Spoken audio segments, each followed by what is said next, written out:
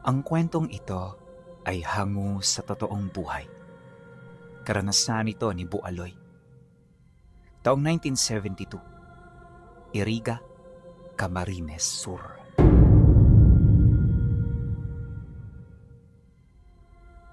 Isinilang sa bayan ng Iriga si Bualoy. Sa edad niyang 10 taong gulang, hindi na naging maganda ang buhay niya. Bukod kasi sa kapos ng kanyang mga magulang, may malubha pang kalagayan ang nanay niya.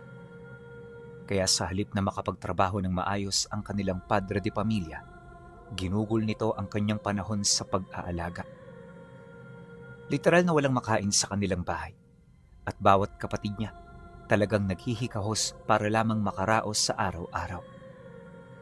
Wala na rin pakialam dito ang kanyang ama dahil abala ito sa pag-iisip at pag-aalaga sa kanyang asawa.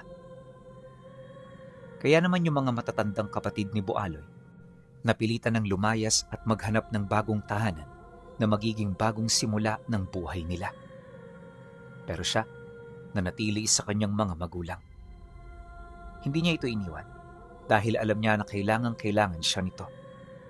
At imbis na isipin ito bilang dagok sa buhay niya, ito ang kanyang naging inspirasyon para magpatuloy.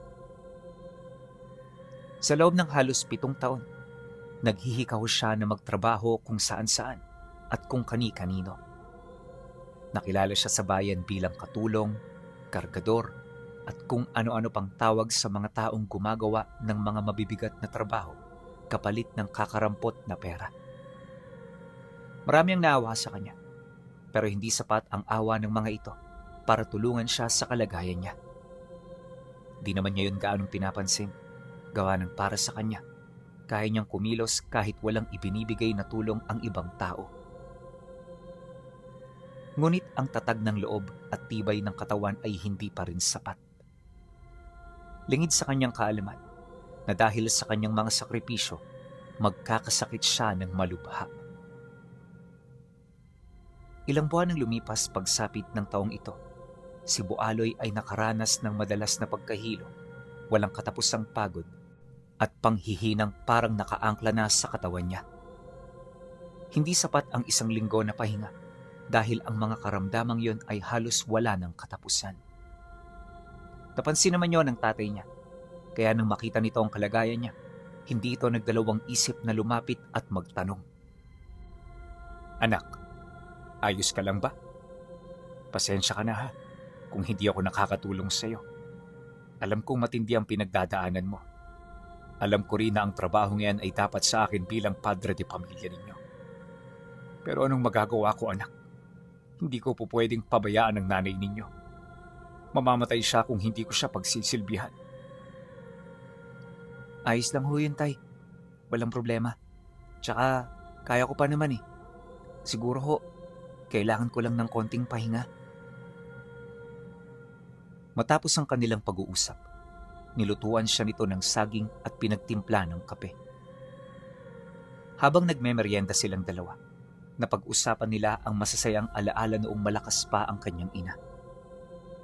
Napakasarap nitong balikan, ngunit ang mga tagpong yon ay mananatiling alaala na lamang. Pagtungtong ng hapon, bumalik ang tatay niya sa silid kung saan nakaratay ang nanay niya. Kapag hapon kasi pinuno, halos humagulgol ito sa kakaiyak habang nagmamakaawa na tapusin na ang buhay niya. Kung hindi niyo kasi naitatanong, kakaiba ang kalagayan ng nanay niya. Sa halip na katawan ng lumobo rito, ang mukha nito ang lumalaki kapag hapon. Namamagarin ang mga laman loob nito sa puntong kapag dumudumi ito, lumalabas sa kanyang dumihan ang sarili niyang bituka. Napakadugyot na rin ng nanay niya, gawa ng halos 3 taon na itong hindi naliligo.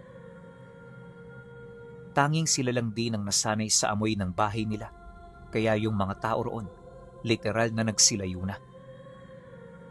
Ang mga kapitbahay nila, 2 taon nang inabandona ang mga tahanan nito dahil sa amoy na araw-araw nilang nalalanghap mula sa mga sugat ng nanay niya.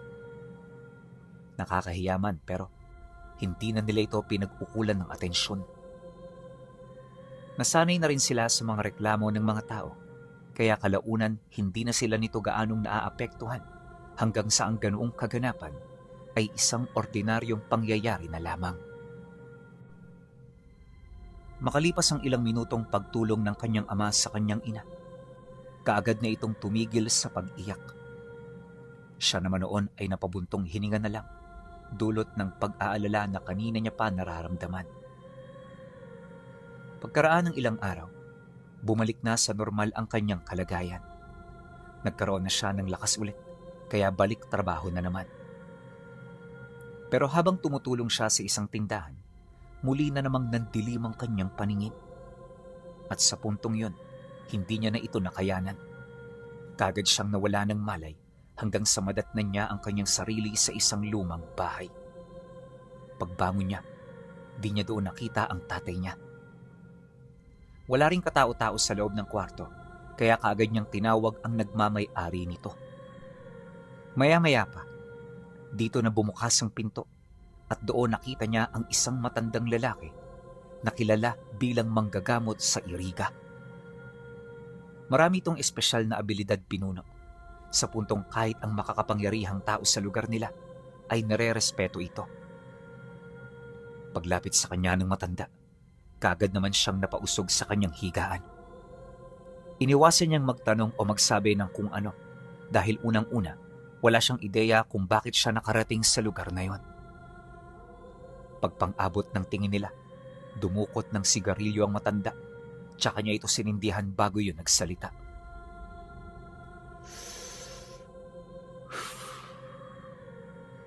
Anak ka ni Dante, hindi ba? Hindi mo ba alam, iho, kung bakit ka nasa bahay ko? Hindi po eh. Nang marinig ng matanda ang kanyang sagot, napahinga ito ng malalim habang nag-iisip ng mga isasagot. At sa muling pagbaling nito ng tingin, seryoso itong nagwika sa kanya ng, Malubha ang kalagayan mo. Yang sakit na dinadala mo ay katulad din ng sa nanay mo. Bakit kayo merong ganyan? Saang pamilya ba kayo nagmula? Dahil sa sinabi nito, hindi na siya nakasagot pa. Maging siya man kasi, aminado na walang ideya sa tinutukoy ng matanda. At sa pagpapatuloy ng kanilang pag-uusap, inilahad nito ang mga kinakailangan niyang gawin kung ayaw niyang matulad sa tadhana ng nanay niya. Mariin din itong inilahad na kung hindi siya lalapit sa manggagamot, posibleng lumala ito pagkaraan lang ng ilang buwan. Nangangahulugan din niyo ng tuluyan niyang pagkabalda bago pa man magtapos ang taon. Kaya naman nang marinig niya ang sinabi ng matanda, di siya nagdalawang isip na humingi roon ng tulong. Tinanong niya ang lahat ng bagay na kinakailangan niyang malaman at kung ano ang mga dapat niyang gawin upang tuluyan itong maiwasan. Hindi biro ang gagawin mo para malagpasan ang problema mong yan. Sa aking pagsusuri, yung sakit na dala mo ay hindi yan natural. Kagagawa niya ng kung sino. At kung sino man ang taong yon, may malalim itong galit sa inyo. Nang marinig niya ang sinabi ng manggagamot, inakala niya na isang malakas na uri ng kulam ang tumama sa kanila. Subalit nang marinig ito ng matanda, bigla itong umiling, indikasyon na mali siya ng hinala. Hindi kulam ang tumama sa inyo, kundi mas mataas na uri ng aral. Sa lengguwahe ng mga manggagamot, tinatawag namin niyang bugaw. Bugaw dahil ang pamamaraan ng pagpapadapo ng sakit ay parang pambubugaw sa mga maya na kumakain ng palay. Una, itinataboy ito ng may alam sa aral. Tinitipon sa iisang lugar bago utusang manalasa sa mga taong kinagagalitan niya. Isang malakas na uri ng karunungan na may mataas na sakripisyo para magawa ito. At nakasisiguro ako na ang may gawa ng sakit na yan ay matagal ng patay. Hindi na natin siya mapapasuko upang mabawi ang bisa ng ritual. Ang kailangan mong gawin, sumubok ng panibagong paraan. Huwag ka mag-alala, tutulungan ko kayo. Hinihintay ko lang talaga na may lumapit sa inyo bago ako kumilos. Nakakahiya naman kasi kung ako pa ang mag-aalok ng tulong ko, hindi ba? Matapos niya itong marinig, taos-puso siyang nagbigay ng pasasalamat. Halos lumuhod na siya noon sa harapan ng matanda para lamang maipakita kung gaano siya nasisiyahan sa mga sinabi nito sa kanya. Maya-maya pa, pinauwi na siya nito. Inabisuhan siya nito na wag na munang magtrabaho dahil sa mga susunod na araw, marami silang gagawing unang beses pa lamang niyang mararanasan. Inutusan din siya nito na kausapin ng tatay niya upang ito na muna ang magtrabaho sa kanila pansamantala. Nang marinig niya ang sinabi ng matanda, kaagad siyang tumango at naglakad na papauwi. Kinagabihan, nagkausap sila ng tatay niya. Doon, inilahad niya ang lahat ng bagay na kinakailangan nitong malaman. Awa naman ng Diyos, hindi ito tumutol sa desisyon at utos ng matandang manggagamot. Maging ito man kasi, aminado na matindi ang pagmamalabis nito na matulungan ang kanyang ina. Kinabukasan, di pa man sumasapit ang madaling araw, ang tatay na niya ang tumungo sa sentro ng bayan habang siya abala sa pag-aayos ng mga nagkalat na gamit ng nanay niya. Bago tumungtong ang 3:00, dumating na ang manggagamot. Dala-dala nito ang samut-saring gamit na kalimitang ginagamit nito sa kanyang mga pasyente. Pagpasok nito sa loob ng silid, kagad niyang napansin ang matinding pagtitiis nito sa amoy na umiikot sa loob ng bahay. Maya-maya pa, inatasan siya nito na buksan ng lahat ng pinto at bintana upang makapasok ang sariwang hangin. Dahil sa sinabi ng matanda, agad naman niya yung sinunod. Hindi niya na pinansin ng nanay niya dahil alam niya na ikakagalit nito ang utos ng manggagamot. Pagkabukas niya sa lahat ng bintana at pinto, dito na nagmulang magpumiglas at sumigaw ang kanyang ina. Mura ito ng mura dahil ayaw nitong nalalapatan ng bagong hangin ang balat niya. Paulit-ulit din yung nagtanong kung sinong nagbukas sa mga bintana at pinto, pero hindi niya yun sinagot. Kalaunan, dito na ibinaba ng matanda ang mga dala nitong gamit habang marahan itong lumalapit sa kinaroroonan ng nanay niya. Pag-upo nito malapit sa higaan, may hinugot itong isang makapal na medalyon sa kanyang bulsa habang nagwiwika ng, Trining, bakit naman pati ang anak mo ay nadadamay sa mga nangyayari sa'yo? Hindi ka ba naaawa kay Bualoy? Saksi ako sa paglaki ng batang yan at wala yung ibang ginawa kundi pagsilbihan kayo ng asawa mo. Kaya itong mga nangyayari, hindi ko talaga ito mapapalagpas. Kailangan ko ng kasagutan kung ayaw mo na sabihin ko sa kanya ang dahilan kung bakit ka nagkakaganyan. Nang marinig ng kanyang ina ang sinabi nito, bigla itong tumigil sa pagpupumiglas. Pagbaling nito ng tingin sa matanda, nakita niya mismo kung papaano manlumo ang mga mata nito. Kalaunan, gamit ang garugal na boses, mangiyak-ngiyak itong nagwika ng, Hindi ko alam. Wala akong ideya kung bakit nadamay ang anak ko. Huwag mo akong paghinalaan, tanda. Dahil kahit ganito ang kalagayan ko, isa rin akong magulang. Ang mga magulang, alam kung ano makakabuti para sa kanilang mga anak. Dahil sa sinabi nito, napagtanto ng manggagamot na hindi yun ang salarin kung bakit siya nagkasakit. Kaya naman hindi na ito nagdalawang isip na suriin ang nanay niya. Di yun isang tipikal na pagsusuri pinuno dahil ang pinapagalaw noon ng matanda ay ang mga orasyon na kanyang binabanggit. Ang mga itong nagsasabi sa kanya kung saan ang mas malubhang karamdaman ng nanay ni Bualoy. At sa pamamagitan din ito, kung kaya't nalalaman niya ang mga lunas na dapat para sa sakit nito. Ang kaso lang, ilang oras na ang lumipas, tila bang wala pa rin itong natutuklasan.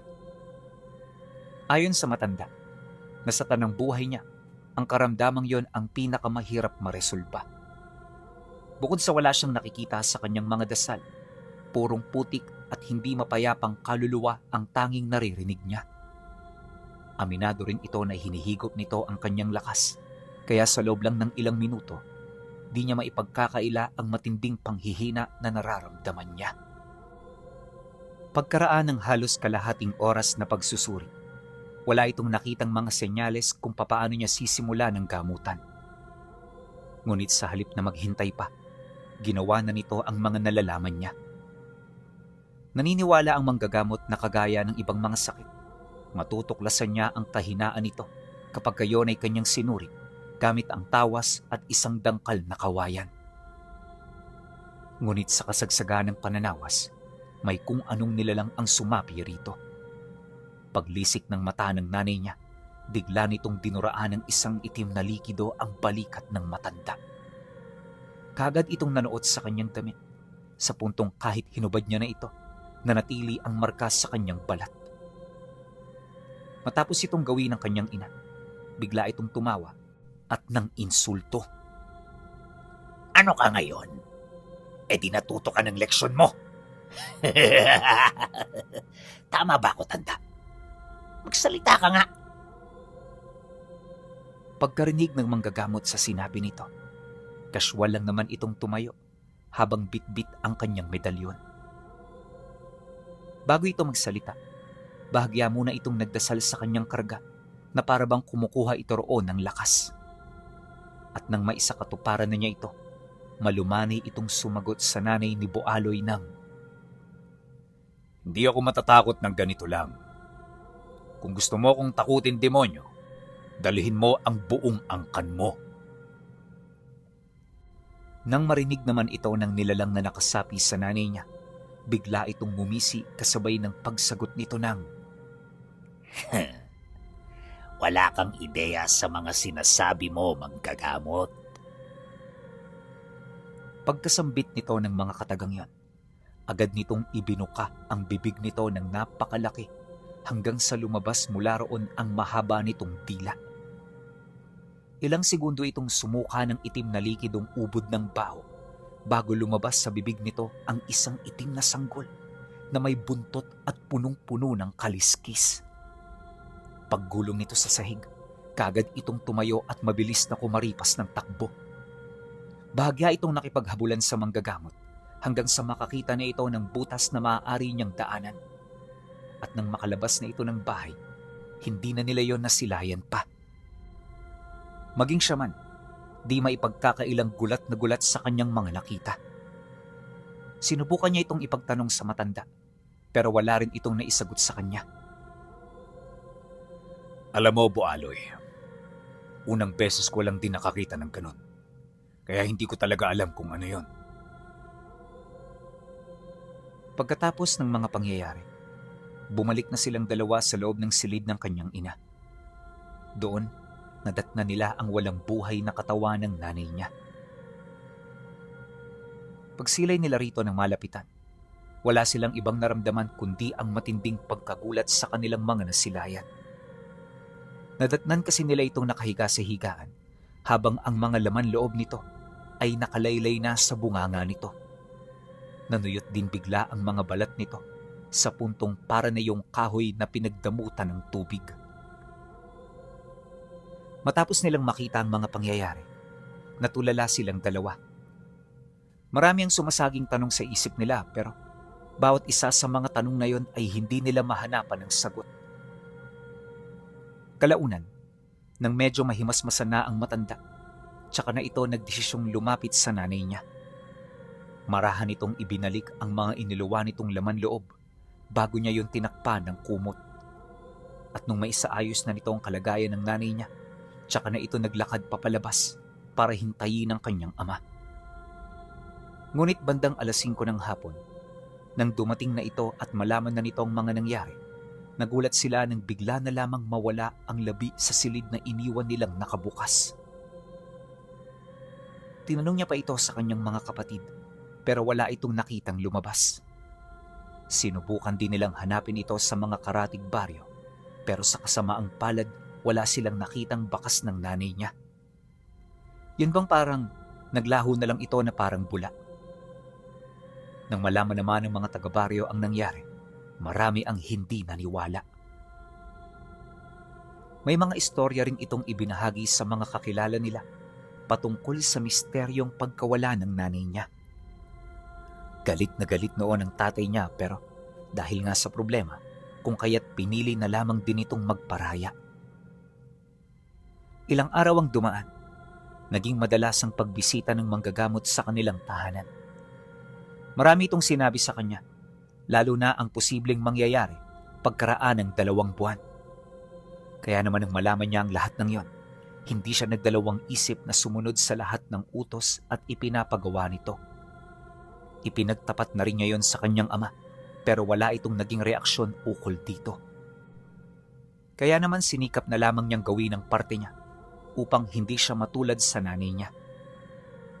Ngunit makalipas ang 2 linggo, habang siya ay nagpapagamot, biglang nawala ang kanyang ama. Wala itong pinagsabihan kung saan ito pupunta, kaya naman literal na nag-aalala sila. Ayon sa manggagamot, maaaring tumungo ito sa lugar ng nanay niya upang ipagtanong kung ano ang nangyari rito. Maaaring hindi ito nagsasalita pero naniniwala ang matanda na hindi yun magpapabaya. Huwag ka na munang mangamba, Bualoy.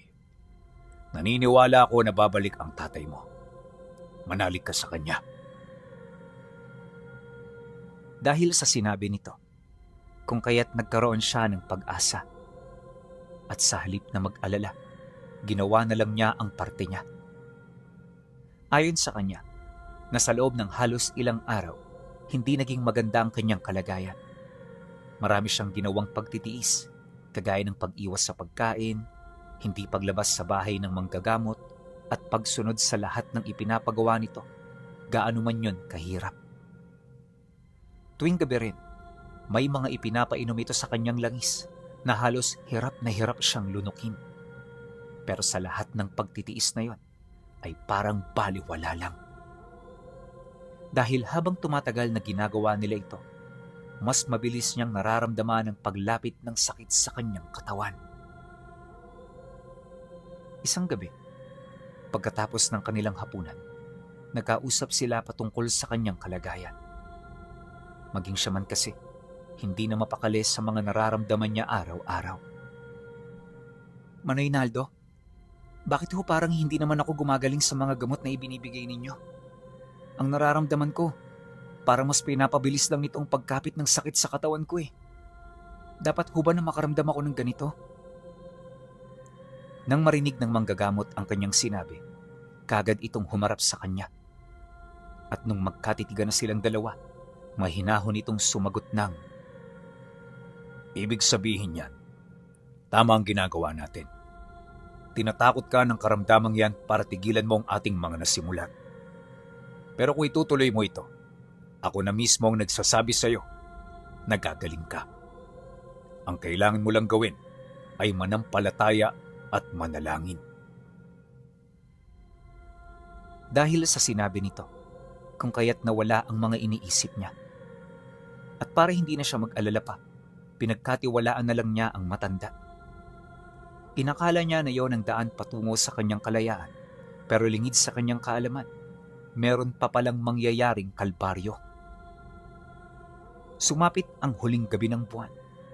Habang naghahanda para magpahinga si Bualoy kasama ang mga kapatid niya, napansin niya ang mayat-mayang pag-atungal ng mga aso sa labas malapit sa mga kabahayan. Unang beses niya itong marinig sa loob ng ilang linggong paninirahan niya roon, kaya naman takang-taka siya. Ngunit kahit gano'n ang kanyang nararamdaman, napansin niya na nasa kasarapan pa rin ng tulog ang kanyang mga kapatid. Yun bang parang wala itong pakialam sa mga nangyayari? Ilang minuto pa ang lumipas, biglang bumalik ang katahimikan sa paligid. Ito na rin ang naging hudyat niya para sana magpahinga. Pero nang akmang ipipikit na niya ang kanyang mga mata, biglang pumasok sa loob ng kwarto ang matanda. Kaagad siya nitong ginising at nung magpang-abot na ang kanilang mga tingin, nagwika ito sa kanya ng, Tumayo ka! Bilis! May bisita tayong hindi kilala. Nang marinig niya ang sinabi nito, talaga namang natakot siya. Pagtayo niya sa kanyang higaan, kagad siyang sumunod dito hanggang sa marating nila ang sala. Dahan-dahan silang sumilip sa siwang ng dingding hanggang sa masilayan na nila ang sitwasyon sa labas ng bahay. Sa unang pagdungaw pa lang, may nakita na siyang isang nilalang na nakatayo sa labas. Malapit ito sa isang malaking puno ng sampalok, kaya hindi niya ito namukhaan kaagad. Pero base sa mga nakita niya, alam niyang lalaki yon. Ang ipinagtataka niya lang, bakit parang namumula ang mga mata nito at parang may kakaiba itong amoy. Maya-maya pa, bigla na lang siyang hinila ng matanda papalayo sa siwang na dinudungawan niya. At nang makadistansya na siya mula rito, sumalubong sa kanya ang mukha nitong punong-puno ng takot. Hindi yan ordinaryong tao. Huwag kang magpapadaya sa mga nararamdaman at naririnig mo dahil posibleng yan ang gamitin niyang kahinaan natin. Makinig ka ng maigi. Hanggat wala akong ipinag-uutos sa'yo, huwag na huwag kang umalis dito. Manatili ka anuman ang mangyari at anuman ang iyong makita. Pagkasambit nito ng manggagamot, kagad nitong kinuha ang sundang na nakasiksik sa pinto at gaserang nakasabit sa bubong. Matapos nun, hindi ito nagdalawang isip na lumabas at sa utos nito, mabilis niyang itinarangka ang pinto. Nang maisarado niya na yon ng maayos, tsaka pa lamang siya dumungaw sa labas ng bahay. Pinagmasdan niya ng maigi kung ano ang gagawin ng manggagamot hanggang sa ilang minuto lang ang lumipas, naglaban na ang dalawa. Ang matanda ang unang sumugod dito, kaya walang nagawa ang lalaki kundi ang makipagbuno. Ngunit sa kasagsagan ng kanilang pagbubuno, may napansin siyang kakaiba sa nilalang na dumayo. Hindi ito isang tao, kundi isa itong nilalang na nalagpasan na ang pagiging tao. Paglalarawan dito ni Bualoy, wala itong saplot pero wala rin itong kasarian. Sa likuran nito, may nakausli roong maliit na kamay na merong mahahabang daliri at mga kuko. Kulay itim din ang balat nito at meron itong mga pangil na katulad ng sapating. Habang nakikipaglaban din ng nilalang, walang patid ito sa kakaatungal kahit hindi naman yun tinatamaan ng mga atake. Nagtagal ng 10 minuto ang kanilang paglalaban bago tumarak sa balikat nito ang matalas na talim ng sundang ng matanda. Pagbao ng talim ng sundang, kagad niya pa itong dinaganan hanggang sa bumao na ito sa buto ng nilalang. Ngunit dahil sa tibay ng buto nito sa balikat, kung kaya't hindi niya ito napatagos. At nang magkaroon naman ng pagkakataon ng nilalang, dito na nito inundayan ng saksak ang manggagamot. Tumagos ito sa tagiliran ng matanda bago yun tamaan ng isang malakas na pagsipa. Pag-atras nito, tsaka pa lamang ito napahawak sa kanyang pinsala habang naghahabol ng hininga. Hindi na rin ito nangahas pang sumugod na parabang naabot na niya ang hangganan niya. Sa kabilang dako naman, nakaluhod na rin ang nilalang sa lupa. Naghahabol na rin ito ng hininga habang nakatitig sa katunggali niya. Maya-maya pa, dahan-dahan nang naglaho ang anyo nito. At sa isang kisap mata, pumungad sa harapan ni Bualoy ang mukha ng tatay niya. Kitang-kita niya kung gaano ito nahihirapan, pero wala itong balak na tumigil sa kanyang mga nasimulan. At sa muling pag-atungal nito, muling nanumbalik ang naglaho nitong anyo. Ito na rin ang naging hudyat ng nilalang para muling sumugod. Subalit dala ng matinding panghihina, hindi na umubra ang bawat pag-atake na ginawa nito sa matanda hanggang sa tumarak sa kanyang tiyan ang dulo ng sundang. Mabilis naman itong hinugot ng manggagamot kasabay ng pagbagsak ng kanyang ama sa lupa. Akala ng manggagamot tapos na ang pangyayari, pero pagbaba niya ng hawak niyang sundang, bigla siyang sinunggaban ng kasama nito sa likuran. Mabilis na bumaon sa kanyang likod ang mga kuko nito habang paulit-ulit siya nitong sinasagpangan sa liig. At dahil sa pangyayaring yon, kung kaya't hindi na ito nakalaban pa. Ang tanging nagawa na lamang nito, hawakan ang ulo ng nilalang na umatake sa kanya habang dahan-dahang nanghihina. At sa isang kisap mata, tuluyan na rin itong bumulagta sa lupa. Kahit naghihingalo na ang matanda, hindi pa rin yun tinigilan ng nilalang hanggat hindi niya yun napupugutan ng ulo. At nang gumulong na ang ulo nito, tsaka pa lamang nito nilayuan ang kanyang biktima. Nagmamadali itong lumapit sa kanyang kasama para bigyan ito ng paunang lunas. Akala noon ni Boaloy, wala na itong magagawa. Pero nang malawayan nito ang sugat, bigla na lamang itong naghilom hanggang sa mawalan na ito ng bakas. At pagkaraan lang ng ilang minuto, tumayo ang nilalang na parabang walang nangyari. Dali-dali itong lumapit sa manggagamot. Hinila nila ito patungong Karimlan bago nagdesisyong lumapit sa bahay kung saan siya nagtatago. Pagdating nito sa pinto, kumatok ito ng 3 beses at dito na yon nagpakilala. Nang marinig naman niya ang boses ng tatay niya, hindi siya nagdalawang isip na yon ay pagbuksan. Pagsilay niya sa labas ng bahay, dito niya nakita ang kanyang mga magulang. Yung nanay niya ay parang wala na sa sarili, pero nakapagtatakang nakokontrol ito ng tatay niya. Sa halip na magpaliwanag, ngumiti lang ito sa harapan niya bago ito lumapit. Pagdukot nito sa kanyang tagiliran, may nakita siyang nakuha nito sa ilalim ng kanyang laman na dali-dali naman itong itinago sa kanyang katawan. Matapos nun, bumulong ito sa kanya ng, Bahala ka na sa mga kapatid mo, anak. Pasensya ka na sa amin ng nanay mo. magmula noon, hindi niya na ito nakita pa.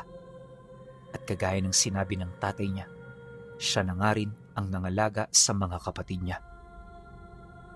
Ngunit ngayong matanda na siya, nanatili pa ring sariwa sa kanya ang lahat. Patuloy pa rin siyang nabubuhay sa misteryo sa likod ng buhay at pagkatao ng mga magulang niya.